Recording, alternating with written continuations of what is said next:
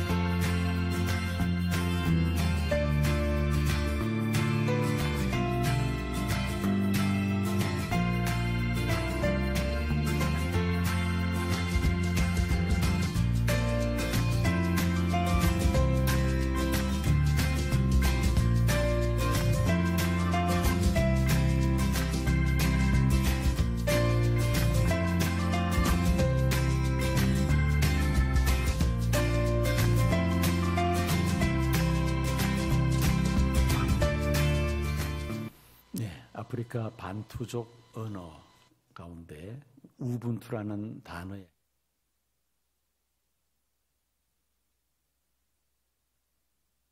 있으므로 내가 존재한다. 어떻게 보면 이 공동체에 대한 강조하는 말이라고 말할 수 있습니다. 이 공동체의 중요성에 대해서는 여러 가지로 말할 수 있겠습니다만은 한번 실례를 들어서 가정이 있기 때문에 내가 있는 것이지 내가 있어서 가정이 있는 것은 아니죠. 국가가 있기 때문에 내가 존재할 수 있는 것이지 내가 존재하기 때문에 국가가 존재한다. 그건 아닙니다. 우리가 놓쳐서는 안 될 중요한 것이 또 하나 있습니다. 많은 사람들이 내가 존재하기 때문에 하나님이 존재한다라고 생각하는데 그건 잘못된 생각이죠. 하나님이 존재하시기 때문에 내가 지금 숨을 쉬고 있다. 자, 이 공동체의 중요성에 대해서는 더 이상 말할 필요가 없으리라 생각이 됩니다. 사람의 성장 과정을 보면은 초기에는 철저하게 자기 중심적입니다. 유아기에 주변 모든 사람들이 다 나를 위하여 존재한다고 아기들은 생각을 하죠. 또 그렇게 해야지만이 아기들이 생존할 수가 있습니다. 왜냐하면 아기들 스스로가 할 수 있는 일은 우는 일, 배설하는 일 이외에는 모두 다 부모가 해야 될 일이죠. 또 부모가 살펴야 될 일들입니다.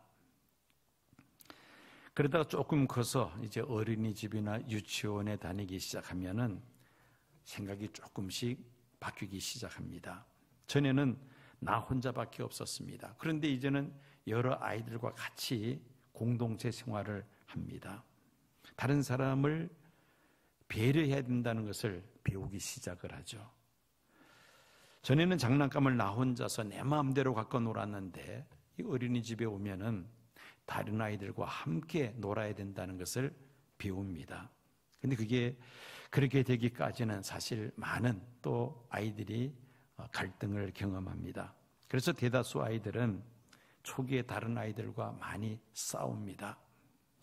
처음 오는 아이들은 자기 마음대로 갖고 놀려고 하고, 먼저 온 아이들은 왜 같이 가지고 놀아야 되는데 혼자만 가지고 노느냐, 이제 그러면서 이 갈등이 일어나죠. 서로 싸우게 되죠. 그래서 어린이집 참 이렇게 등원하는 아이들 보면은 그 어린이집 안에 들어오지 않으려고 바깥 현관에서 부모와 막 이렇게 씨름하는 그런 모습들을 우리가 종종 볼 수가 있습니다. 자, 그러나 우리가 분명히 알아야 될 것은 우리가 나 혼자서 세상을 살아갈 수는 없다는 것입니다. 여러 사람들과 더불어서 살아가는 법을 우리는 당연히 배워야만 합니다. 더불어 살아가는 법은 혼자서 배울 수는 없죠. 공동체 속에서만 배울 수가 있습니다. 그래서 아이들에게 공동체 훈련이 필요합니다. 나 혼자만이 아니라 다른 아이들과 함께 어울려서 생활하는 것을, 즉 사회성을 배워야 한다는 것입니다.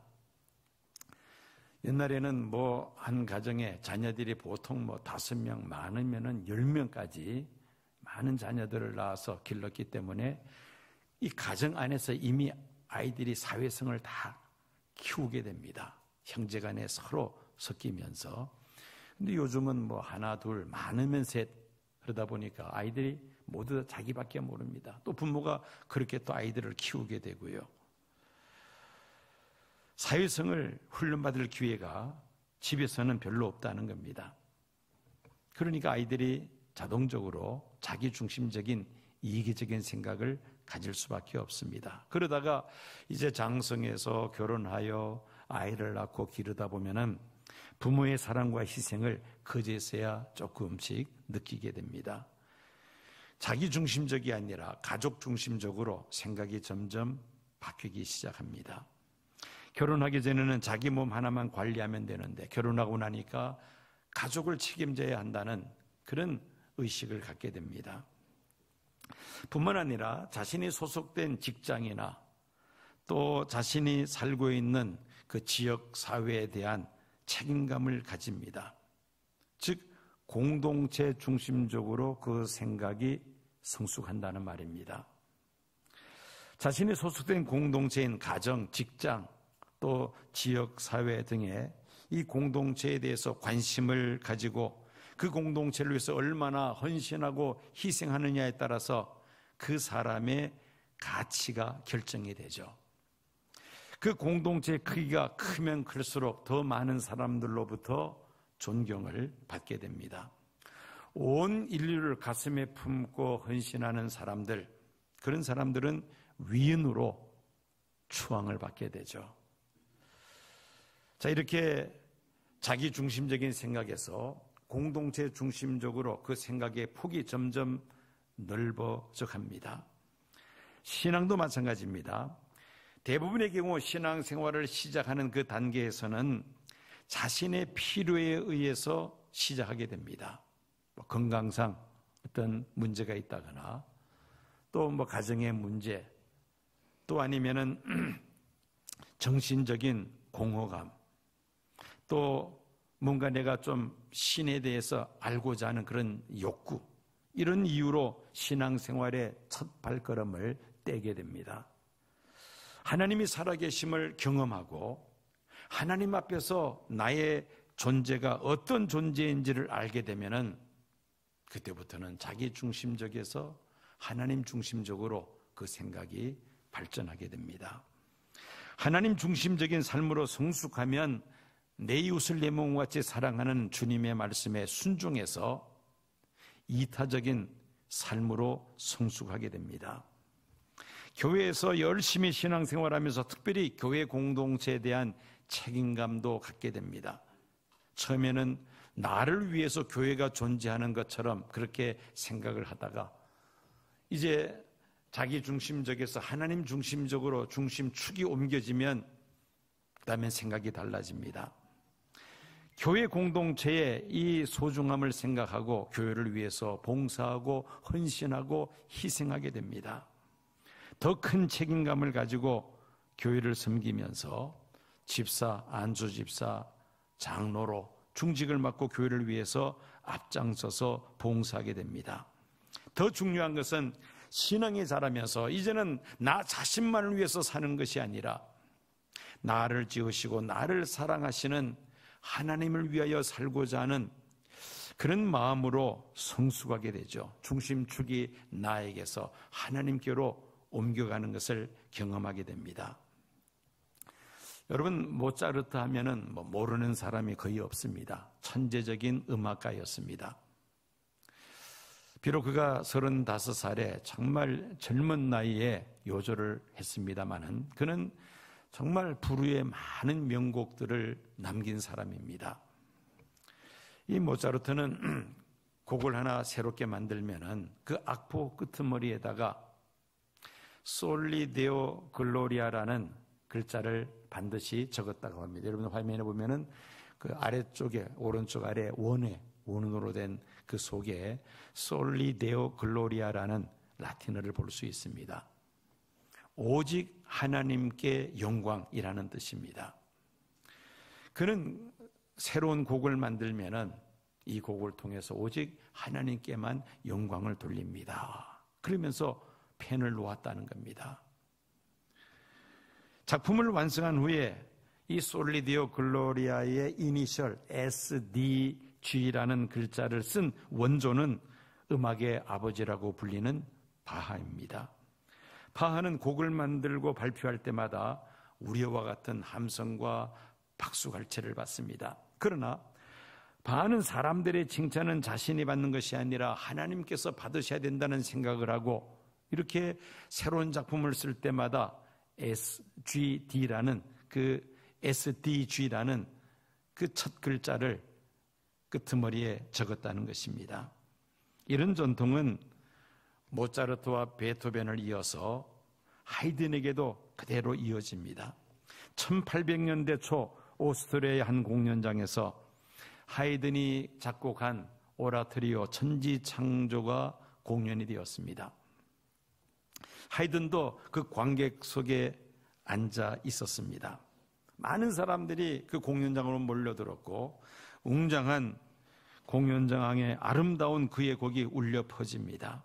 사람들은 연주가 끝나자 모두 다 감격해서 기립하여 모두 다 박수를 칩니다.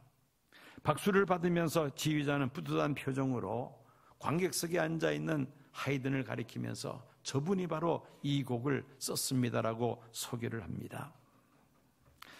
사람들은 하이든을 향해서 더 큰 소리로 박수를 치며 환호를 보냅니다. 그때 하이든은 하늘을 가리키면서 이렇게 말을 했습니다. 아닙니다. 이 곡은 제가 만든 것이 아니라 하나님께서 만드신 것입니다. 하나님께서 이 아름다운 곡을 만드셨습니다. 오직 하나님께만 영광을 돌립시다. 하이든은 곡을 만들 때마다 이렇게 기도했다고 합니다. 하나님, 제가 아름다운 음악을 작곡한다면 그것은 하나님께서 제게 지혜를 주셨기 때문이며 하나님의 영광을 위한 것입니다. 저의 음악은 하나님의 것입니다. 그렇게 기도하면서 작품을 만들었다는 것입니다.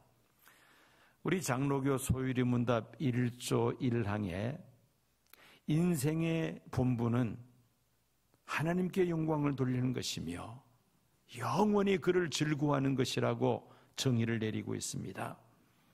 우리는 하나님의 영광과 기쁨을 위해서 창조되었습니다. 하나님 앞에 나오는 목적이 무엇입니까? 우리가 주일마다 주님 앞에 나와 예배 드리는 것이 하나님께로부터 복을 받기 위함이라기보다는 하나님께 영광을 돌리기 위함인 줄로 믿습니다. 하나님께 영광을 돌리는 자에게 하나님은 자연스럽게 복을 내려주실 줄로 믿습니다. 그러므로 그리스도인들은 살든지 죽든지 우리의 삶의 목적을 분명하게 붙잡아야 할 것입니다. 사도 바울은 오늘 본문 8절 말씀에서 이렇게 말합니다. 우리가 살아도 주를 위하여 살고 죽어도 주를 위하여 죽나니 그러므로 사나 죽으나 우리가 주의 것이로다. 삶과 죽음이 우리 인생에 있어서 가장 중요한 것인데 주를 위하여 살고 주를 위하여 죽고자 하는 이유가 무엇입니까? 하나님께서 우리를 지으셨고 하나님께서 우리를 이 세상에 보내셨으며 하나님께서 이 세상 모든 것들의 주인이 되시기 때문입니다. 이스라엘에 전해져 내려오는 이야기입니다. 하나님께서 짐승들을 만드시는데 소를 만드시고는 소에게 너는 60년 동안 주인을 위해서 열심히 일을 해라. 그러니까 소가 저는 주인을 위해서 60년은 너무 깁니다. 30년만 주인을 위해서 열심히 일하게 해주십시오. 그래서 소는 30년. 그 다음에 개를 지으십니다. 너는 주인을 위하여 주인의 집을 30년 동안 잘 지켜야 한다. 하니까 이 개는 30년 세월이 너무나 깁니다. 15년 동안만 내가 주인의 집을 지키겠습니다. 해서 개는 15년. 그 다음에 이제 원숭이를 지었습니다. 원숭이에게는 주인을 30년 동안 기쁘게 해라 하니까 이 원숭이가 똑같이 30년 동안 너무 깁니다. 15년 동안 주인의 마음을 기쁘게 하겠습니다. 해서 원숭이는 15년. 자, 그 다음에 이제 사람을 지으십니다. 자, 사람을 지으실 때는 사람은 특별히 25년을 살게 하고 또 특별히 사람에게만 생각할 수 있는 이 머리를 주십니다. 그런데 이 사람이 좀 더 오래 살고 싶다고 말을 합니다. 소가 양보한 30년, 개가 양보한 12년, 원숭이가 양보한 12년, 더 몇 년입니까? 60년을 얹어서 살게 해달라고 요청을 합니다. 자, 그래서 사람은 25년 동안은 세상에 태어나서 양육을 받고 또 교육을 받습니다. 25년 동안은 열심히 공부를 합니다. 그리고 이제 사회 진출해서 30년 동안은 죽으라고 소처럼 일을 합니다. 직장에서 또 사업을 하면서 밤낮으로 일을 합니다. 자, 그럼 이제 55년을 산 것이죠. 55년이 되면은 이제 퇴직을 합니다. 그리고는 15년 동안을 집을 지킵니다. 개가 남긴 15년 해서 열심히 집을 지킵니다. 그리고 나머지 15년, 원숭이가 남긴 15년, 손자, 손녀를 재롱을 받으면서 그렇게 15년을 지내게 된다는 겁니다. 성경에 있는 이야기 아니까 그냥 한쪽 귀를 두고 흘려버리십시오. 어쨌든 핵심은 누가 사람을 지으셨다? 하나님께서 사람을 지으셨다. 중요한 것은 누가 생명을 우리에게 주셨느냐는 겁니다. 하나님께서 주신 것이라는 말이죠. 사람은 자기 임의로 오래 살고 나는 짧게 살고 자기 임의로 결정할 수가 있는 것이 아닙니다. 하나님께서 정하신 그 수명을 따라 살아갑니다. 시편 90편 10절을 보면은 우리가 연수여 70이요 강건하면 80이라도 그 연수의 자랑은 수고와 슬픔뿐이요 신속이가니 우리가 날아가나이다 라고 말씀합니다. 사람을 지으신 하나님께서는 사람의 수명도 이미 정하셨다는 그런 말씀입니다. 그러므로 우리는 우리를 지으신 하나님의 영광을 위하여 살아야 합니다. 내가 지금 어떤 일을 하고 있느냐도 중요하지만 무엇을 위하여 그 일을 하고 있느냐는 더 중요한 것입니다. 내가 하는 모든 일들이 나 자신을 위해서 하는 일이 아니라 천지 만물을 창조하시고 나를 지으신 하나님의 영광을 위하여 해야 한다는 것입니다. 사도 바울의 고백과 같이 살아도 주를 위하여 죽어도 주를 위하여 사나 죽으나 우리가 주의 것이로다. 이 고백을 하면서 살아야 한다는 말씀입니다. 영국의 대문호 셰익스피어, 이 사람이 어느 날 이제 밥을 먹기 위해서 레스토랑에 들어갔습니다.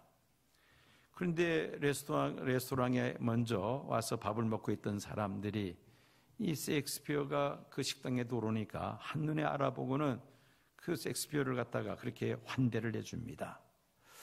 그 모습을 지켜보고 있던 그 레스토랑의 청소부가 한쪽 구석에 서서 자기 신세를 한탄하고 있습니다.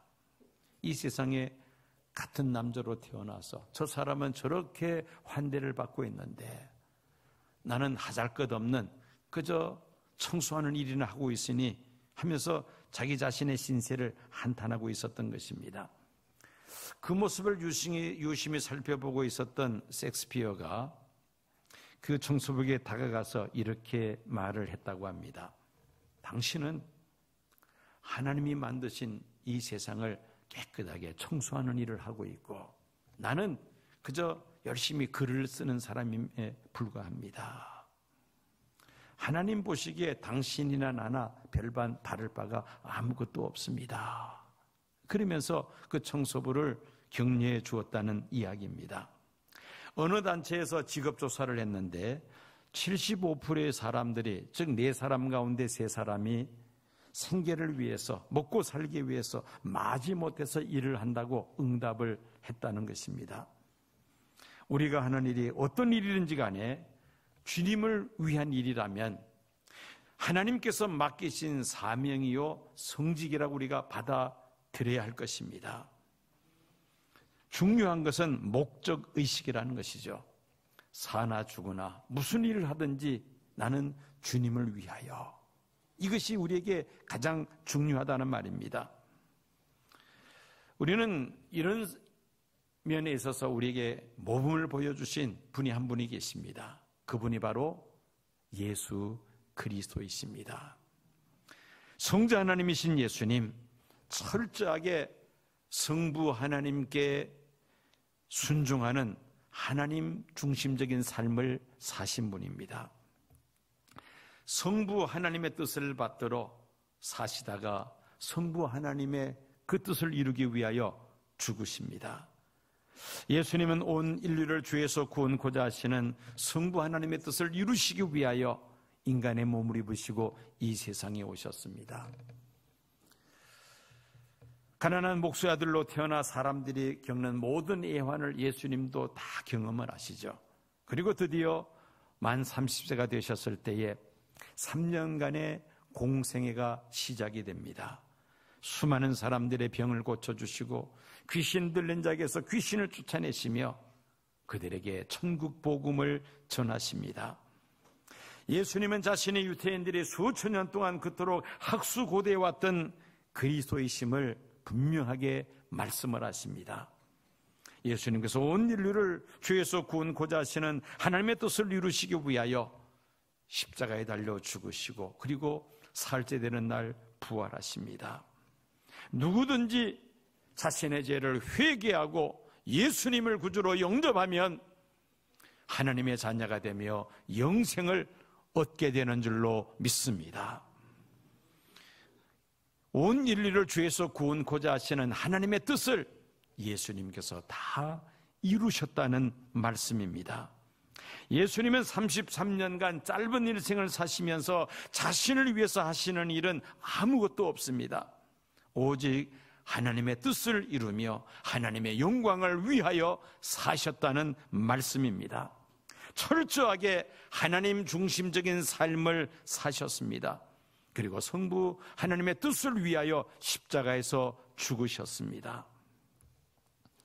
성부 하나님 중심적인 삶을 살아가면서 하나님께 영광을 돌린 예수님께 하나님은 어떻게 보응하셨습니까?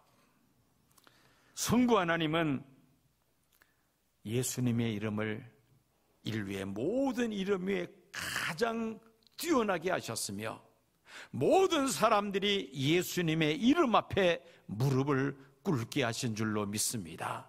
예수님을 가장 존귀하게 하셨고 영화롭게 하셨다는 말씀입니다. 중세기 수도원 운동에서 수도사들에게 3가지 덕목이 있었습니다. 첫째는 청빈, 그 다음에 순결, 그리고 순명이었습니다. 청빈은 깨끗한 가난, 그 다음에 순결은 육체적이고 영적인 깨끗함을 말합니다. 그리고 순명은 자신을 향한 하나님의 뜻을 이루기 위한 온전히 자신을 바치는 삶을 순명이라고 부릅니다. 순명의 극치는 물론 예수 그리스도이십니다. 예수님께서 마지막 날 겟세마네 동산에서 하나님께 드린 기도가 바로 순명의 본복이라고 말할 수 있습니다. 그들을 떠나 돌 던질 만큼 가서 무릎을 꿇고 기도하여 이르시되 아버지여, 만일 아버지의 뜻이거든 이 잔을 내게서 옮기시옵소서. 그러나 내 원대로 마시옵고 아버지 원대로 되기를 원하나이다. 자, 이 기도에서 예수님은 자신이 원하는 것이 아니라 성부 하나님이 원하시는 그 뜻을 이루시기를 기도했던 것입니다.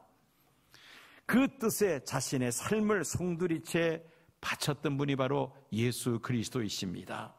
나는 지금까지 무엇을 위해서 살아왔고 누구를 위하여 살았는지를 한번 우리 자신을 돌아보아야 되겠습니다. 예수님께서 말씀하셨습니다. 누구든지 제 목숨을 구원코자 하면 잃을 것이요, 누구든지 나를 위하여 제 목숨을 잃으면 찾으리라고 말씀하셨습니다. 자기 중심적인 삶을 살아가는 사람들에게는 하나님께서 별다른 축복을 말씀하지 아니하셨습니다. 도리어 모든 것을 잃어버릴 것이라고 말씀하십니다. 그러나 하나님 중심적인 삶을 살아가는 사람, 하나님을 위하여 자기의 목숨까지도 버리는 사람들, 이런 자들은 오히려 생명을 찾게 되며 영생을 얻게 될 것이라고 말씀하셨습니다. 그리고 하나님 중심적인 삶을 산 사람은 하나님을 영광스럽게 함으로 인하여 하나님께서 그를 영광스럽게 하시는 줄로 믿습니다. 하나님 중심적인 삶을 사는 사람은 어떤 시련과 역경도 넉넉히 헤쳐나가게 됩니다. 몸에 이상이 있어서 검사를 했는데 암으로 판명을 받습니다. 누구나 이것은 사형 선고처럼 받아들이게 됩니다. 앞이 캄캄해지고 희망이 보이지를 않습니다. 물론 현대의학의 발달로 치료가 가능한 암도 있습니다만은, 그러나 아직도 현대의학으로서 해결되지 않는 그런 암도 있습니다. 그렇지만 사나 죽으나 내가 주의 것이라, 이 믿음을 가지고 있다면은 우리는 믿음으로 불치병을 능히 극복하게 되는 줄로 믿습니다. 내 몸, 내 생명이 나의 것이 아니라 하나님의 것이기에 사는 것과 죽는 것도 하나님 손에 달려있다는 믿음을 가지고 있는 사람들은 불안해하거나 두려워하거나 답답해하지 않습니다. 오늘 일부 예배 마친 다음에 어느 남자 집사님 한 분이 제 방에 잠깐 들어왔습니다. 병원에서 정기 검진을 받았는데 대장암 판정을 받았다는 겁니다. 그리고 수술 날짜까지 이미 받아놨다고 절대로 기도해달라고 부탁을 해서 그분을 위해서 간절하게 기도를 해드렸습니다. 대장암, 어떻게 보면 사형 선고나 다름이 없습니다. 이전에도 다른 암으로 판명이 돼서 수술을 받았는데 또 이것이 전이가 돼서 대장암으로 전이가 되었다는 겁니다.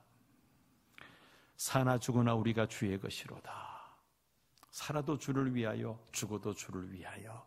만약에 이 믿음 가지고 있다면은 비록 그렇게 의사를 통해서 사형 선고를 받았다 할지라도 담담하게 받아들일 수가 있습니다. 또 믿음으로 치료를 잘 받을 수가 있는 것이죠. 그래서 기도하면서 믿음으로 수술을 잘 받으시기를 간절하게 기도해 드렸습니다. 여러분, 이것이 바로 예수 믿는 사람들의 축복이요 특권이 아니겠습니까? 살아도 주를 위하여, 죽어도 주를 위하여, 이런 믿음을 가지고 있는 사람들은 이런 역경과 시련이 다가온다 할지라도 불안해하거나 두려워한다거나 삶을 포기하지 않습니다. 생명의 주인이 하나님이시니까 하나님께서 책임져 주실 것이다. 살아도 주를 위하여, 죽어도 주를 위하여 하나님 앞에 맡겨버리면 하나님 주시는 그 평안함을 가지고 그 어려운 위기를 잘 극복하게 될 줄로 믿습니다. 하나님 중심적인 삶을 사는 사람들은 하나님을 사랑할 뿐 아니라 이웃을 사랑하며 살게 됩니다. 예수님께서 위로 하나님을 사랑할 뿐 아니라 이웃을 내 몸과 같이 사랑하라고 말씀하셨습니다. 예수님께서 생명을 바쳐가면서 사랑했던 우리의 이웃들, 그들을 나도 사랑해야 한다는 말씀입니다. 하나님 중심적인 삶을 사는 사람은 신앙 공동체인 교회를 사랑하며 교회 중심적인 신앙생활을 하게 됩니다. 교회라는 신앙 공동체가 있기 때문에 내가 하나님 앞에 지금까지 믿음 생활을 할 수가 있었고, 이 교회가 있기 때문에 온 가족이 몸을 담고 함께 하나님을 섬길 수 있게 된 것 감사하며 우리는 교회 중심적인 신앙생활, 그리고 교회를 사랑하는 신앙생활을 하게 됩니다.